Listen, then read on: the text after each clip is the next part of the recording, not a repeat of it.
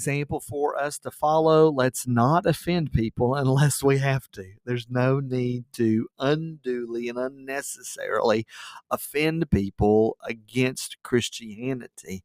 Now, I have said from time to time that you need to bug people, keep inviting them to church, keep talking to them about Jesus.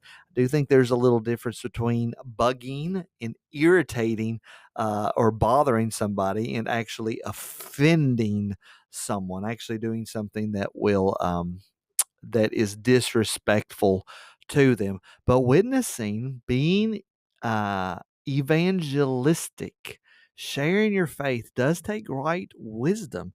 You don't want to be too laid back and not worried about it at all and talking to somebody about it. But at the same time, you don't want to be overbearing. It's like, ah.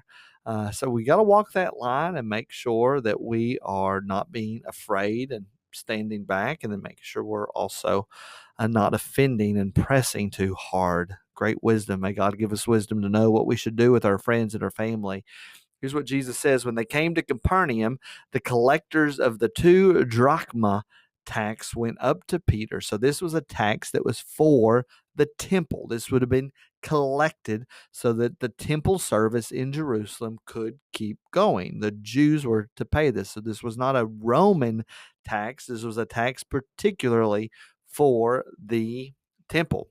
And they ask him, Capernaum is in the northern parts around the Sea of Galilee. So they come to Peter and they say, does your teacher not pay the tax? So there's somewhat of an assumption here that Jesus doesn't always pay the tax. Rabbis and priests were actually exempt from paying this tax.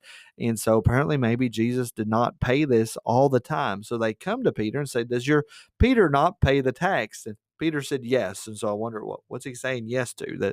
That Jesus will pay the tax, or that Jesus does not pay the tax. So Peter comes inside. Jesus is going to give clarity to exactly what Peter should do. Now, it is helpful for us to remember, too, is that Jesus did not have a house. He did not have a permanent place where he lived. Jesus said that the Son of Man does not have a place to lay his head, that the foxes have holes and the birds have nests, but Jesus doesn't have anywhere to lay down and call his own bed. And so when he was in Capernaum, he was staying with Peter, more than likely.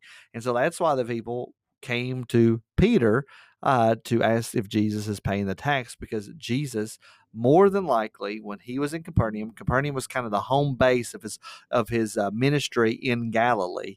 If you look at a map, usually in the back of your Bible, and you look up at the Sea of Galilee, you'll see Capernaum, and you'll see a lot of the other cities that you're familiar with. And Jesus oftentimes crossing the Sea of Galilee and moving around. But when he was in Capernaum, he was probably staying at Peter's house. It's probably where he lived at. So Peter says yes. Then Peter comes in the house, and Jesus spoke to him first, saying, "What do you think, Peter? What do you think? What do you think, Simon? Actually, from whom do kings of the earth take toll and tax?" So now he's giving him an example of just earthly kings. Who do they take taxes from their sons or from others? We kind of get a hint of what Jesus is talking about here, is because why would the Son of God need to pay a tax for the temple? And when he said from others, Jesus said to him, then the sons are free. That means that we don't have to do it, right? I don't have to do it because I'm the Son of God. You said that just a little bit ago, Peter, when we were up in Caesarea Philippi. You are the Christ, the Son of the living God. But then we have this caveat. Verse 27, Jesus says, however, not to give offense to them, I have the right not to pay this tax, but so that we're not going to offend them, I want you to go to the sea, and I want you to cast a hook and take the first fish that comes up. And when you open its mouth, you will find a shekel. Take that and give it to them for me and for yourself.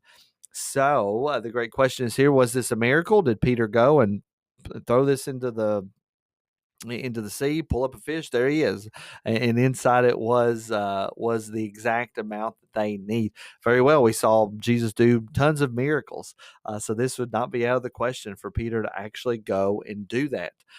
Notice it is not recorded that Peter actually goes and does it.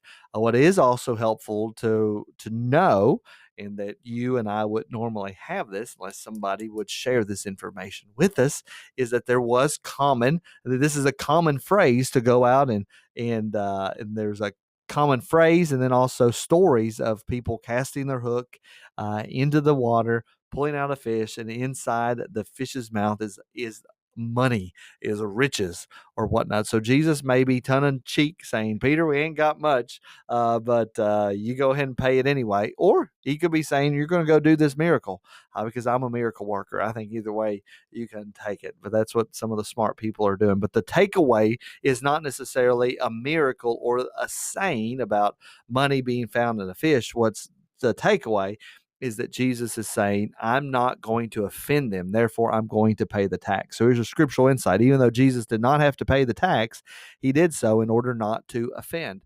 And then the prayer is, forgive me for unnecessarily offending blank. Who is it that you are unnecessarily offending? Why don't you ask the Lord to forgive you for this? Why don't you confess that to the Lord? And then the application to follow is, ask yourself, who are you offending? And is your offending stopping a good gospel witness? There's no need to offend unless you absolutely need to. There's no need to offend unnecessarily. And may our offenses never stop us from being able to share good gospel witnesses with others. I pray that's been a blessing to you, and I'll see you in the next video.